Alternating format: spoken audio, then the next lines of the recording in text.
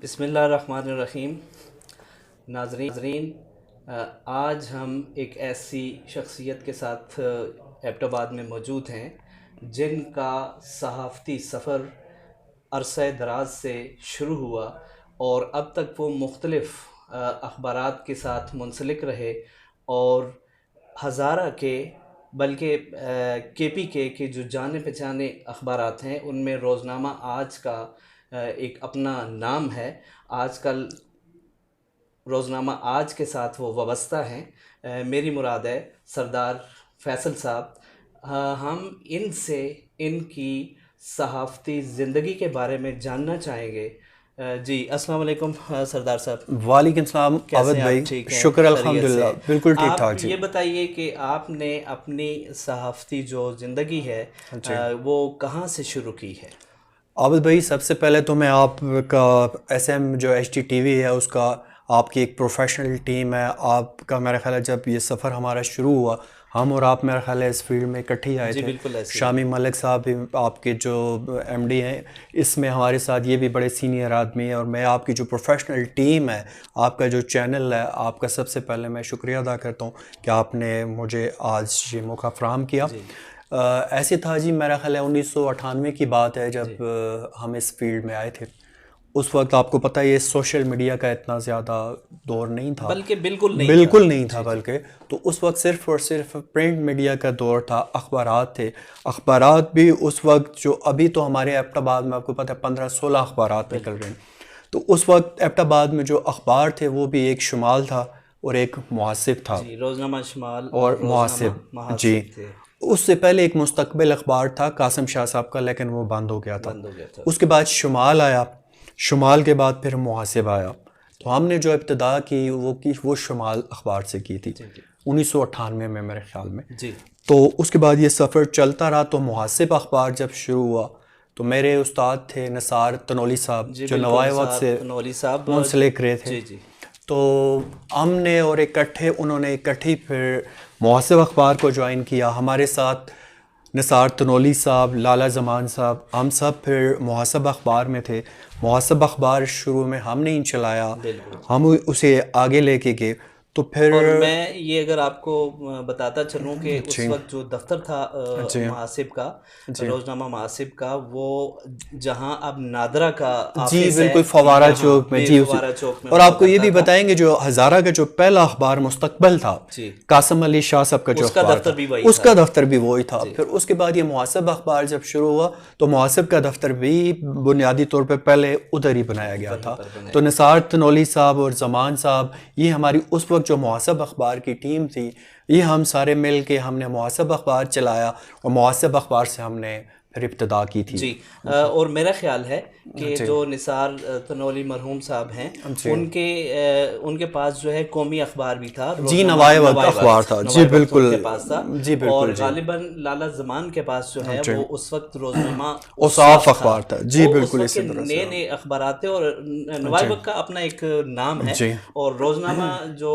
उसाफ था वो उस वक्त जी नया नया शुरू हुआ था। और मैं जी अगर गलत नहीं कह रहा जी तो रोज़नामा उसाफ के साथ हामिद मीर जैसे लोग भी जी। वाबस्ता थे। ऐसे था कि आबिद साहब आपने जैसे बात की, वो दौर बिल्कुल प्रिंट मीडिया का था और नवाए वक्त का उन दिनों बहुत उरूज था। जी जी मुझे याद है कि लोग अपनी खबर अखबार में लगवाने के लिए बड़ी तगदो करते थे। किया करते थे। आजकल सही। तो आपने देखा सोशल मीडिया आ गया, थोड़ा सा कि उस वक्त तो सोशल मीडिया तो बिल्कुल भी नहीं था और नवाए वक्त का वो दौर उरूज का दौर जी था। जी और आपने बात की औसाफ, औसाफ उन दिनों नया नया आया था और अहमद मीर साहब उसके एडिटर थे।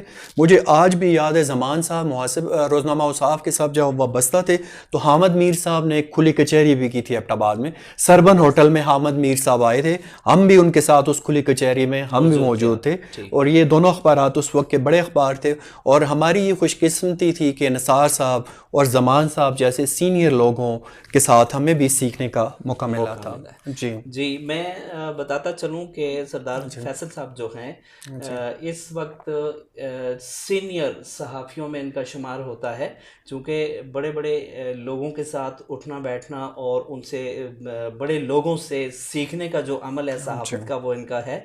तो वो जो डिस्ट्रिक्ट प्रेस क्लब जो है उसकी इब्तिदा हुई थी, वो थोड़ी सी मैं कहानी जानना चाहूँगा कि किसने शुरू किया था और अब भाई ऐसे था कि प्रेस क्लब एबटाबाद तो पहले से एक ऑलरेडी मौजूद था और एबटाबाद यूनियन ऑफ जर्नलिस्ट भी पहले से मौजूद थी। लेकिन हमारे जो उस्ताद मैंने आपको बताया निसार तनोली साहब, जमान साहब, हमारा जो उस वक्त ग्रुप था, तो हमने इनसे अलादा एक डिस्ट्रिक्ट प्रेस क्लब के नाम से एक अपना प्रेस क्लब बना लिया था। तो निसार साहब अल्लाह बख्शे उस वक्त उस डिस्ट्रिक्ट प्रेस क्लब के सदर होते थे और मैं उनके साथ डिस्ट्रिक्ट प्रेस क्लब का जनरल सेक्रेटरी था। और हमारे साथ उस वक्त भी बड़े अच्छे लोग हमारे साथ उसमें शामिल थे। लेकिन जब निसार साहब जिंदा रहे वो डिस्ट्रिक्ट प्रेस क्लब भी चलता रहा। लेकिन जब से वो फोत हुए फिर मेरा ख्याल है वो डिस्ट्रिक्ट प्रेस क्लब भी नहीं रहा।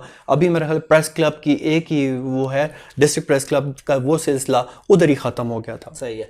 और मुझे याद पड़ता है कि निसार साहब के साथ जब आप थे और हमारा भी आना जाना वहाँ रहता था, जी हमारे पास रोज़नामा पाकिस्तान भी था और शमाल में काम हम करते थे। तो उस ज़माने में आपके जो डिस्ट्रिक्ट प्रेस क्लब में बहुत से लोगों को निसार साहब मदऊ किया करते थे। मुझे याद है कि एक दफ़ा जो उन्होंने मियाँ नवाज शरीफ साहब को भी निसार साहब लेके आए थे। मुझे आज भी याद है कि जो उस वक्त निसार साहब, मैंने अभी भी बात करता हूँ, हमारा एक तरफ इस वक्त जो प्रेस क्लब के लोग हैं बड़े एनर्जेटिक है, मैं मानता हूँ वो बड़े काम कर रहे हैं। लेकिन उस वक्त जो रोल अकेले निसार साहब मेरा ख्याल अदा करते थे वो पूरा प्रेस क्लब भी अगर लग के करता वो नहीं कर सकते थे। निसार साहब ने, जैसे आपने बात की, निसार साहब अपने दफ्तर में उस वक्त मियाँ नवाज शरीफ साहब एबटाबाद आए थे तो वो उन्हें भी लेके आए थे।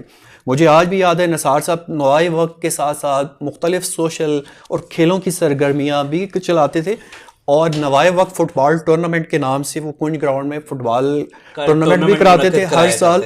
और मैं आपको ये बताऊं कि मुझे याद है कि एक दफ़ा इमरान खान जो पाकिस्तान तहरीक इंसाफ के इस वक्त सरबराह हैं, वज़ीर आज़म भी रह चुके हैं, वो एबटाबाद में वैसे ही अपने उन दिनों वो एबटाबाद का दौरा बहुत ज़्यादा आते थे। तो फुटबॉल का नवाए वक्त फुटबॉल टूर्नामेंट का कोई आम सा मैच था। तो मुझे याद है कि निसार साहब ने बताया कि इमरान खान साहब के हाल में सरदार याकूब साहब के घर आए हुए हैं तो उन्हें फुटबॉल टूर्नामेंट में लेके आए। तो मैं इमरान खान साहब के साथ उनकी गाड़ी सुर्ख रंग की पजारो थी, उनमें बैठ के उनको आम से मैच में नवाए वक्त जो फुटबॉल टूर्नामेंट था कुंज ग्राउंड में, मैं कुंज ग्राउंड में आम से मैच पे लेके गया। तो ये आपकी बात बिल्कुल दुरुस्त है कि उस वक्त निसार साहब बहुत अच्छी शख्सियात को, जो मुल्की लेवल की शख्सियात हैं, जो सूबे लेवल की शख्सियात हैं, उनको डिस्ट्रिक्ट प्रेस क्लब में लाते थे और उनसे भी सहाफ़ियों की फलाह बहबूद और उसके हवाले से काम करवाते थे। और इसी तरह मेरे ख्याल में जो मुशर्रफ साहब का यहाँ आना हुआ था तो उनके साथ मैंने कुछ तस्वीर निसार साहब की देखी हैं, तो वो भी मतलब इस बात को ज़ाहिर कर रही हैं कि एक निसार साहब का जो एक मकाम था वो अपनी मिसाल आप है, उसको हम किसी के साथ जो है मवाजना नहीं कर सकते, वो कंपेयर नहीं कर सकते उसको। बिल्कुल आपने दुरुस्त बात की जी। जब मुशर्रफ साहब आए थे DHQ हॉस्पिटल, आपको याद हो, जो मुस्लिम लीग नून की हुकूमत थी, तो सरदार मेहताब साहब ने ये DHQ हॉस्पिटल हमारा ख़त्म करके वो तो हमारा उस वक्त हज़ारा कौमी महाज के लोगों ने एहतजाजी कैंप भी थाना कैंट चौक में लगाया। तो इनको उठा के DI खान जेल में बंद कर दिया गया था। मैं आपकी बात कर रहा हूं, मुझे याद है कि मलिक आसिफ मरहूम साहब जो हैं उन्होंने वहाँ एक कैंप लगाया था, भूख हड़ताली कैंप, और जी भूख हड़ताली कैंप लगाया था तक वो था। और उसके बाद फिर वो उनको अरेस्ट कर लिया था और उनको DI खान जेल भिजवा दिया गया था। तो इसी दौरान जनरल मुशर्रफ साहब आ गए, नवाज शरीफ साहब की हुकूमत ख़त्म हो गई, सरदार मेहताब साहब का अब वज़ारत आला का दौर भी चला गया। तो हमारे लोगों की डिमांड थी कि ये जो DHQ हॉस्पिटल है इसको दोबारा से बहाल किया जाए।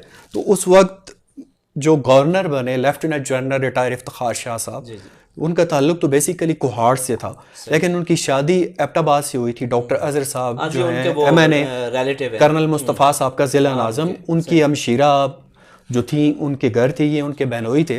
तो उस रिश्ते से इन्होंने उनको एबटाबाद मदऊ किया और उन्होंने बताया कि ये जो DHQ हॉस्पिटल है, हमारे जो शहर के लोग हैं उनका इन्हिसार अयूब टीचिंग हॉस्पिटल पे नहीं है, उनका इन्हिसार तो DHQ हॉस्पिटल पे है, आप DHQ हॉस्पिटल बहाल करें। तो वो जनरल इफ्तिखार शाह साहब ने DHQ हॉस्पिटल जब बहाल करवाया तो मुशर्रफ साहब आए थे उस वक्त, उन्होंने DHQ अस्पताल में आके इसका दोबारा से इफ्तिताह किया था और वो KP हाउस में गए थे। मैं भी उस तकरीब में DHQ में भी था और नसार साहब भी थे, तो KP हाउस में भी थे, नसार साहब उस वक्त भी उस तकरीब में मौजूद थे। आज जिस तरह आपने बताया कि जो हमारे डिवीजनल अखबारात हैं जिनमें रोज़नामा शमाल है, महासिब है और आज है, आपने इन तमाम अखबारात में काम किया, तो आप थोड़ा सा ये कंपैरिजन कीजिए कि इन तीनों अखबारात में से आपको कौन सा जो है वो ज़्यादा यानी सूटेबल अखबार जो है वो नज़र आया? अवल भाई, मैंने आपको बताया कि अखबारात तो इस वक्त हमारे पास एबटाबाद में 14-15 अखबार हैं, लेकिन जो मौजूदा हालात हैं, जो महंगाई आपने देखा और डॉलर ऊपर चला गया, महंगाई हुई, उससे अखबारात भी दीगर शोबे की तरह बहुत ज़्यादा इफ़ेक्ट हुई हैं। अखबारात का जो कागज़ है, जो स्याही है, हर चीज़ महंगी हो गई है, तो अखबारों के लिए अपनी अखबारें चलाना इस वक्त बड़ा मुश्किल हो गया। आपने देखा कि कई अखबारात शुरू हुए थे, शिमला में नाम नहीं लेता, काफ़ी अखबारात शुरू, वो अभी बंद हो गए हैं। तो अभी जो अखबारात इस वक्त चल भी रहे हैं तो वो बड़ी मुश्किल हालात में चल रहे हैं। हमारा इस वक्त मैं समझता हूँ एबटाबाद और हज़ारा का नहीं, आज अखबार पूरे सूबे का एक लीडिंग न्यूज़पेपर है, लेकिन हमारा अखबार भी जो मौजूदा हालात हैं उनमें मुतासर हुआ है। तो डेफिनेटली सारे अखबार हमारे मुतासर हुए हैं।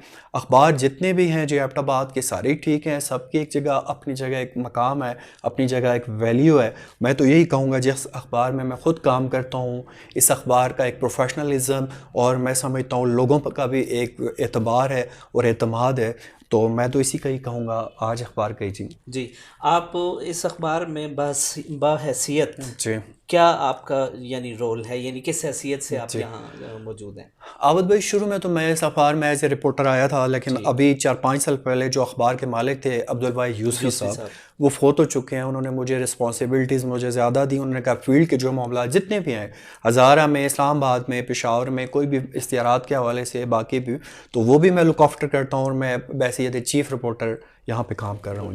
जी नाज़रीन, आपने सुना सरदार साहब जो है चीफ़ रिपोर्टर की हैसियत से रोज़नामा के साथ वाबस्ता हैं और ये सीनियर सहाफ़ियों में शुमार किए जाते हैं।